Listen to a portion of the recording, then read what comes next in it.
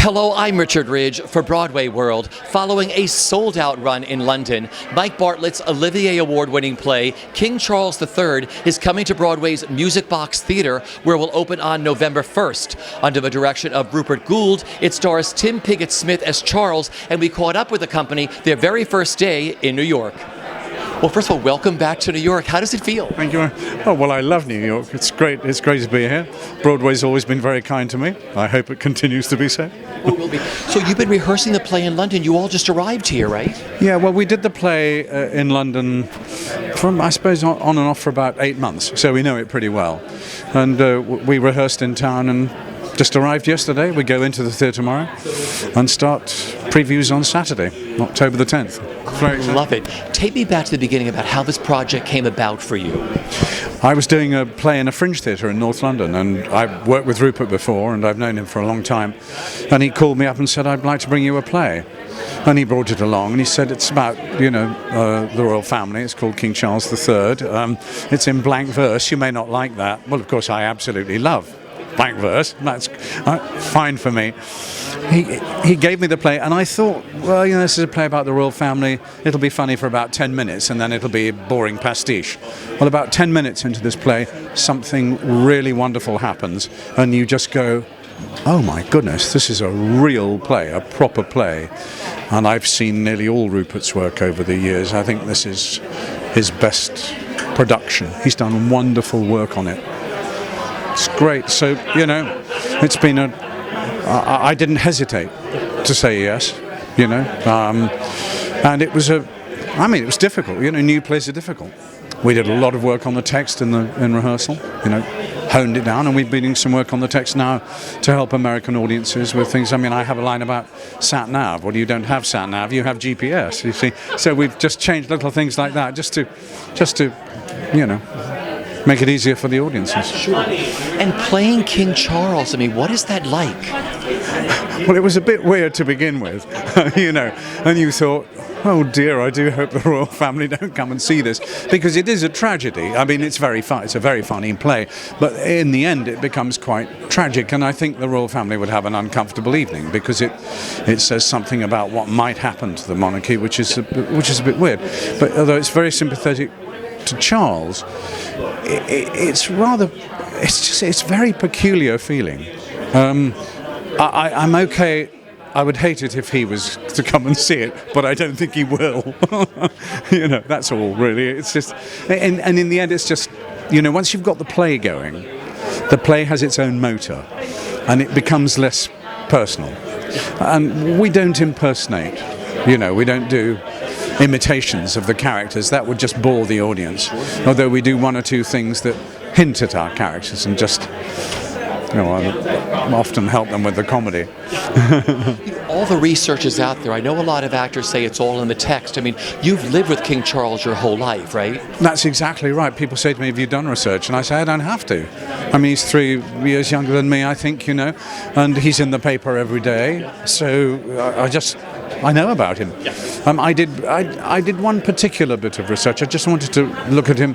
So some years ago, for Comic Relief, which is a big charity that we have, he did the weather forecast entirely on his own. And I thought, well, so that's just about 3 minutes of him just doing so. I just watched that because he has one or two very specific characteristics, and I just wanted to pick those up and look at them, and I use them. But that's literally all I did. And one of the interesting things about the play is that we constantly had to change little things as things in the public world change. Like, I used to say, "Where's George?" I now have to say, "Where's the grandchildren?" It's like that. Now, were you working with the entire company from London, or are there some American actors in this production? No, we have an entirely English company. One person is new to the company, and our understudies will all be American. Wonderful. Yeah, that's great. Audiences love this in London. Were you scared when you first started how audiences would perceive the play? No, I wasn't scared, because I thought it was a really good play. I was very surprised by their response. I have never known such huge visceral laughter in a theatre as there was when we first did this play. And I knew there was some fun in the play and some comedy, but I didn't think it was going to be as funny as that. And it was just astonishing. like I say, when you get the play up and working, it's a fantastic piece of writing. It's about freedom of speech. It's about things that are very important, not just about the royalty side of it. It's a brilliant piece, and I think audiences here will love it. Certainly, my American friends who've seen it in town had a really good time. And you do tend to like things royal now, don't you? You all arrived yesterday, right? Yes, we did, and it was a staggered arrival. I think 2 of us on one plane, 2 of us on another, and yeah, we all arrived, settled in, and we've woken up fresh as daisies and excited. We're all in this kind of movie, especially being on a street like this. When you look that way, there's the Hudson River, and anyway. So yeah, we're kind of. It's been a journey of it will be when we go back to the UK, it will have been 2 years since we began rehearsals. So, yeah, we've stayed a tight little bunch, but very happy to be here. And you're getting ready to make your Broadway debut. I know. I have worked in New York before, but not on Broadway. I've never even walked on Broadway. I literally have no proper sense of where it is or the theatre. So physically, I'm just dying to be there tomorrow and get into the theatre. You are playing one of the most beautiful houses in New York, the Music Box, which they have just refurbished. The whole front of house, it's stunning. Oh, that's wonderful. And I know some of the actors who've been here before have said, oh, it really is a lovely one. It's the audiences, actually, I'm looking forward to seeing. I love the Americans who saw the show in London were so enthusiastic and so, as I would say, interested in both the royal family, but also I think they love Shakespeare. They love that approach, using the monarchy, using a family as a means of looking at huge issues. And I thought they were so appreciative. I thought, yeah, this is going to probably, however complicated it is constitutionally, and of course it isn't. It's quite far removed. I wouldn't have any idea of the relationship really between Senate and Congress, and yet we're asking that of our audience to grasp the function of our Parliament in relation to the King. So I think it's a complicated play, but with this emotional family drama perhaps at the heart of it. And playing this iconic woman, talk about that.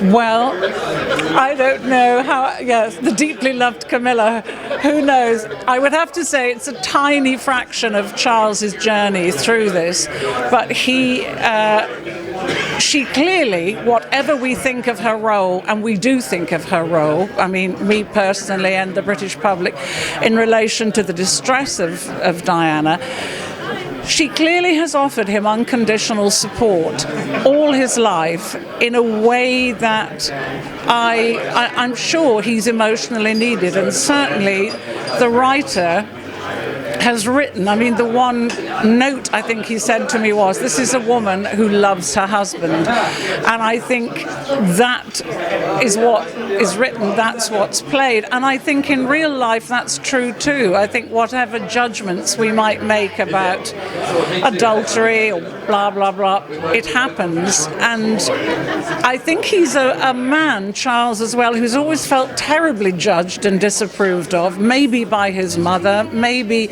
you've got that am I going to measure up thing. If you're clearly if you're Prince of Wales, you're always auditioning for the main job. And I think she's the kind of woman, maybe without personal ambition, who's offered him love without any disapproving judgments. And so that's a big plus. What's been the best part of the experience so far for you with working on this play? I think, apart from the great company, it's been a lovely group of people to work with. It's been wonderful to work with writers like Mike Bartlett and being directed by Rupert. I think it's been the audience response. It's been very cheering and heartening to find the depth of this response to, as I described, a complicated play that involves quite hard work on the audience's part, and I couldn't be happier to think that not only did it travel from the Almeida to the West End, but that then it generated the energy for people to say, do you know what, this is going to work wonderfully in New York. And it's serious theatre. There's nothing is going to happen other than a lot of conversations about very intense things, and it lifts any actor's heart to think, oh, there's still a huge appetite for that. So, well, welcome to Broadway. Thank you so much. Thank you so much for having me again. Get in yesterday? Yeah, we flew in yesterday. I landed about 5 o'clock, so I'm still feeling a bit fuzzy-headed. So if I give you long-winded answers, you'll have to forgive me. Totally. Have you been to the theatre yet? I have not been to the theatre. No, we got in yesterday. Well, it's yesterday evening after the show. So, and obviously there's no theatre tonight, so I got a night off. Besides, I'm going to be in a theatre quite a lot over the next 4 months. So so nothing yet. Tell me what it's been like working on this beautiful play. It's been quite incredible working on this play. I mean, besides the success that we've had in England, I mean, where it's really just it seems to have just hit a chord with everybody who's come to see it, and it's been voted, the best new play everywhere all year and beyond. There is a richness to being in a play like this, where performing the play is actually like being the beam of light of a Jacob's ladder around a horizon of storm clouds. There's something pure and very, very beautiful about performing this play. And it actually, of all of the plays I've done, it is the play I think that I am most comfortable in the skin of. Interesting. And playing William. Yes, playing the man himself. I mean, you live with this man every day. He's in your DNA from, the press and growing up. So did you have to do a lot of research, or were there little things you picked up on? I did. There were lots of things I picked up on. I mean, one of the great things about playing a real person is that there's particularly someone like Prince William. There's a lifetime of video footage about him in the press and online. So research is abundant, and I think that when we're all, I certainly speak for myself, but when we're all looking to play our respective characters, we all really have a duty of respect to play those people. It's a very controversial, mischievous play, really dangerous almost, certainly controversial, and I think for all of us individually, we really wanted to, without doing an impression or a parody, really express the essence of the characters that we're playing, and for that, it's fantastic to have all that research material. Was there something specific that you said, oh my gosh, I want to use this? Yeah, there's a beautiful moment. There's an interview you can check this out. There's an interview online with William and Kate when they just got engaged. It's a beautiful interview, and William is, as always, just a complete image of professionalism and grace and support for his new fiancée. And Kate makes a joke about how nervous she is about maybe losing his mother's engagement ring, and there's just this tiny flicker across his face of kind of panic and warning and guarding, and then it's gone as soon as it's there. But it's a wonderful moment to see. Yeah, it's online, so you can see it. You can find it for yourself. And working with your director. Oh my God, yeah, Rupert Gould. I mean, yeah, Rupert Gould's. He's a pretty impressive guy. I mean, I've seen a lot of his work, and actually, this is a very different play for something something that he would do. It's quite different in style. This is a very sort of minimalist, quite stripped back play where really the language, 'cause it's all in verse, obviously, the language really is allowed to shine for itself. Rupert's really like a total theatre director. It's quite amazing, but to have all of that energy and creativity focused just on character and story was a thrilling thing to be in the middle of that hurricane. It's fantastic. And what are you looking forward to the most with being here on Broadway and bringing this play to New York? That's right. Well, I mean, I was here 2.5 years ago at the Music Box, and I'm going back, so I'm really thrilled to be going back to that little family, because they're a great bunch in there, and I haven't been there yet this time, but I'm looking forward to seeing those guys. And it's just wonderful to be welcomed back and to be here in one, terrific show that went down fantastically, and I'm hoping that this one will too, because it's certainly of equal, if not greater quality. It's fantastic, yeah. And they've done a beautiful job restoring the theatre since you've been there. So I've heard, yeah, they've done that, but I haven't seen, so I'm excited to go in tomorrow and get to work. Well, first of all, I know you all just arrived yesterday, right? Yeah, we made it. We're here. I'm double jet lagged because I've been in Vancouver for 4 months, London for 4 days, and then New York. So yeah, we're here and standing in gin and tonics. And you start rehearsals tomorrow? Yes. Do we? Good to know. Yes, I'll be Start there. tomorrow. You go to the Music Box tomorrow. Thank you. Noted. And that's in Brooklyn. No, that's on Broadway. You were in Brooklyn at BAM, right? Right. So, yes. so we're talking about your Broadway debut. I know you did BAM before, it was a gorgeous theater, but now you're getting ready to make your Broadway debut at the gorgeous Music Box Theater. How excited are you? So excited. I was just doing a job in Vancouver and I Googled the theatre, and there's a little featurette about this particular theatre and how special it is and how directors want to work there, and its intimacy and its history. And there was an actor interviewed on it called Victor Garber. And I watched that and I was like, oh, I recognized him from his later work. And then I was in the elevator getting off at my floor, and so was he. And so he was living on the same floor as me in this hotel in Vancouver for 4 months, and I thought it must be a good omen. Only in the theater. It's like only creative people does that happen to. It's weird, isn't it? There's synchronicities. And I actually had a big injury that I've only just started walking, and I just thought, if I've seen Victor Garber in the elevator, maybe that means I will go to Broadway. Well, you are here. What has it been like working on this play? It has actually been, to use the awful word journey, such a journey, because it started as this piece of eccentric, amazing piece of new writing that was bold and strange and completely unprecedented, and it's become this beloved thing. It's this wonderful. We were all so nervous before the opening night in London because we did not really know where this would fall tonally, politically. And then it was completely embraced by, interestingly, both sides, royalists and Republicans, I guess you'd say. Yeah. Because everybody loved this piece. I think that's it. That's a really beautiful way of putting it. That politics aside, everybody loved the piece. That the poetry of the text, which I just watched a run the other day because I've been on crutches, I couldn't partake. So I got the privilege of watching this play again, and it just gets deeper and deeper. The writing is so good. Now talk about this wonderful woman you get to play. Right, wonderful woman's the word. I was like, I should write a memoir called The Year of the Princess, and I thought, you idiot. That's what Anthony Sher wrote, The Year of the King. So that would be a bit. No, but that would be good though. The Year is the Princess. That would be a bestseller. I think you're right. Buy it here in America. They could sell it at the theater. Done. See, done. Okay, perfect. You want to cut? Okay. No, it's all yours. But I mean, playing Kate Middleton, she's in your DNA. You see her every day in the news and the paper. So what was it like when you knew you were going to sort of take on this persona? What went through your mind, and were there little things that you captured about her?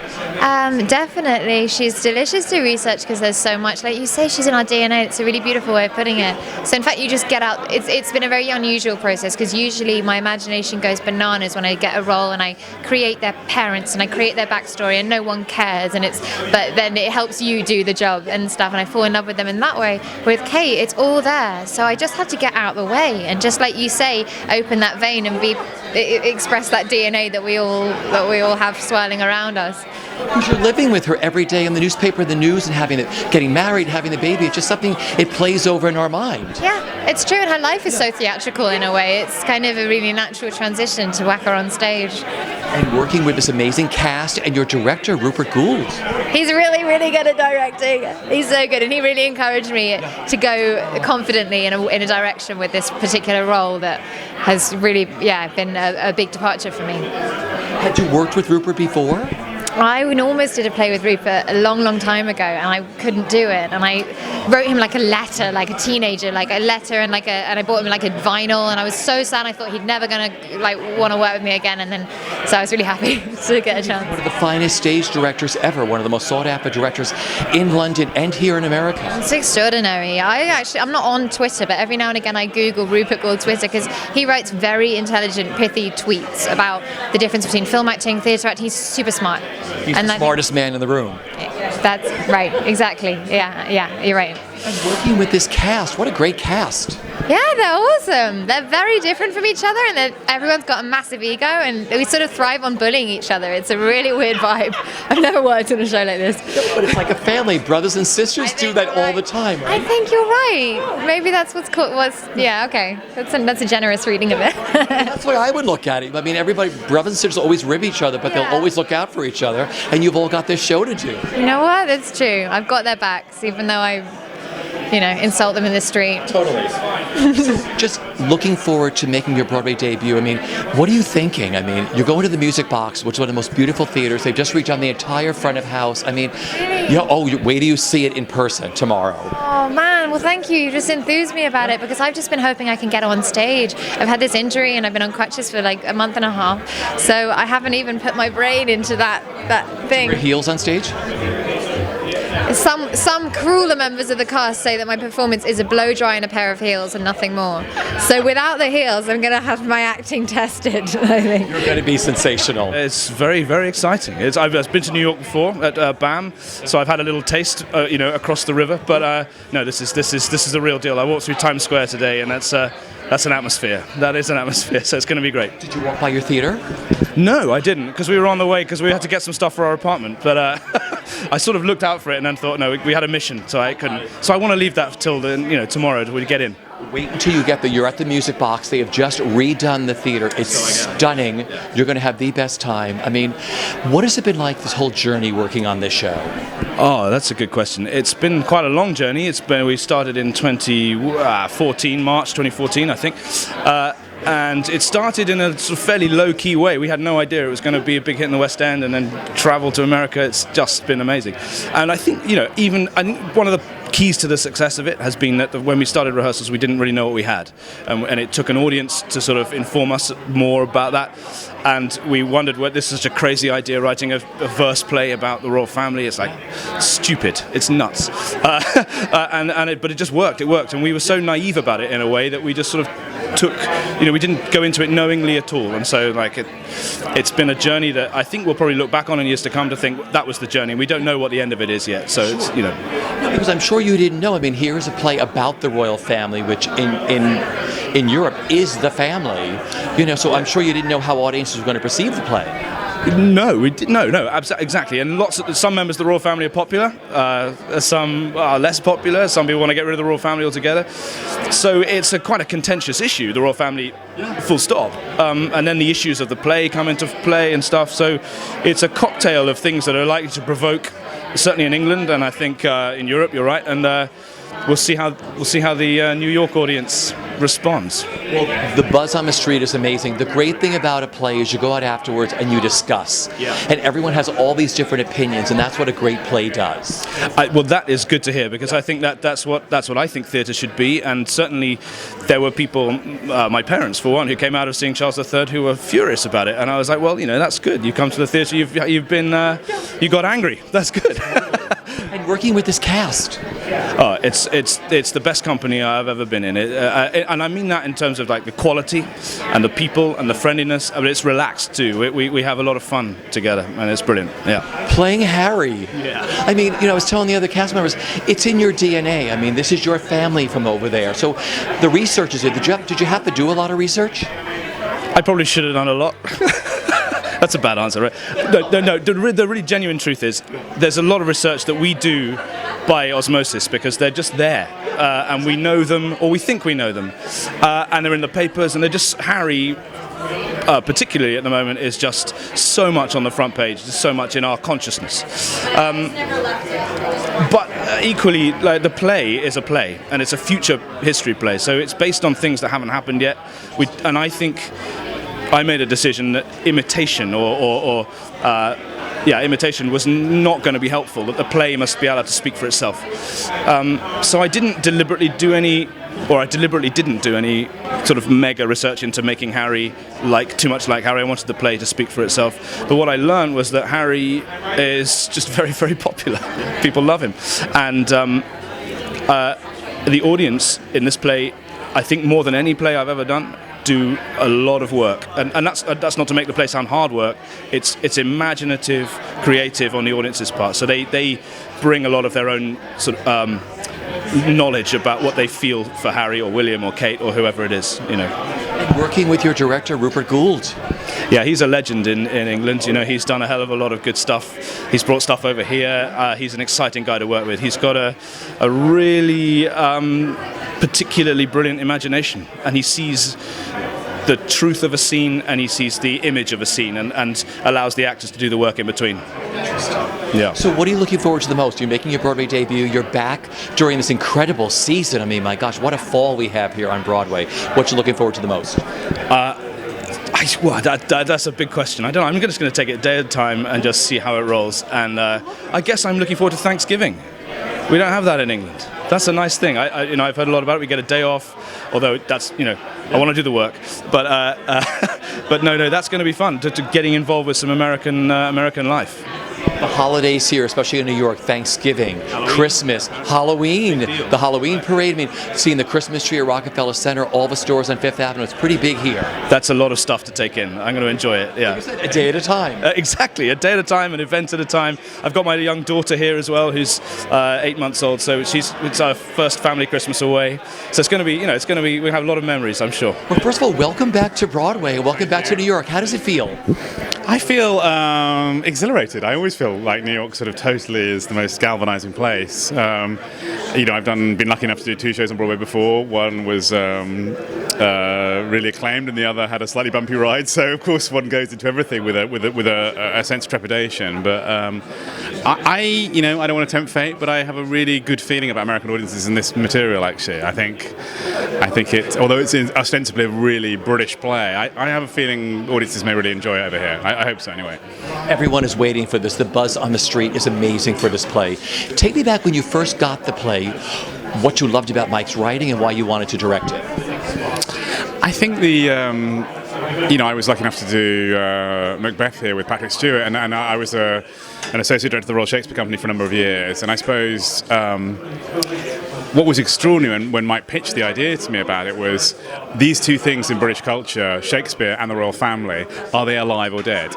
And the thing, I remember picking the script up literally on the first page going, I can't believe this is like a Shakespearean play for now.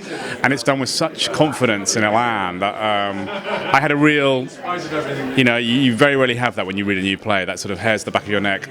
Oh, this is incredible, this is going to be huge. And the casting is amazing. I'm looking around at all your cast. I'm like, that's so-and-so. He's playing so-and-so. She's playing so-and-so. Yes, it was funny. I mean, we made an active choice not to do impressions, and yet, of course, all our leads have a certain similarity to the characters that the audience will know. And particularly Ollie, who plays Prince William. I mean, that's quite a hard thing to cast because William's, he's very tall. He's got a certain kind of cut of his nose and his shape. So it was really important to kind of get people who were in the ballpark. But they're also, really, I think, world-class stage actors, every one of them. And I feel, it's such a thrill to, because this material is so British. I love New York actors. I think New York actors are, in many ways, far superior than British actors in some areas. But I think this material is so British, and to bring a really great British company over who have a background in classical theatre is a real privilege. And I hope people enjoy them as much as I've enjoyed working with them. London audiences, European audiences loved this show over there. Were you surprised at all, like during previews, like would they get it? Would they accept it at any point? I suppose, of course I was surprised it was quite as successful as it was, but it just really appealed to let's be honest, all great drama is about family, and this is a play about a family. It's about the family. Exactly, our prime family. But I think also, it's a tribute to Tim's performance, and it's to the humanity of Mike's writing, is the idea of somebody who spent all his life waiting for something and then gets it, and somehow the moment has passed. God, haven't we all felt that? A promotion, a job, an inheritance, a rite of passage with our own family members. And I think that spoke in a really broad way to lots of audiences in England. And, I have every hope it will here as well. I was going to ask you, what are you looking forward to the most with being back on Broadway and bringing this beautiful show to Broadway? I love Broadway houses. We are in such a beautiful theatre. this show began at my theatre, the Almeida Theatre, which is, often we talk about proscenium theatres as two-room theatres, like there's a room on stage and then there's a room where the audience sit. And the great thing about Broadway houses is you feel one room. You all feel in one great room. There's not a kind of dark background which West End theatres have. And so I love the fact that we're sharing this story in one room in a sort of much more intimate way.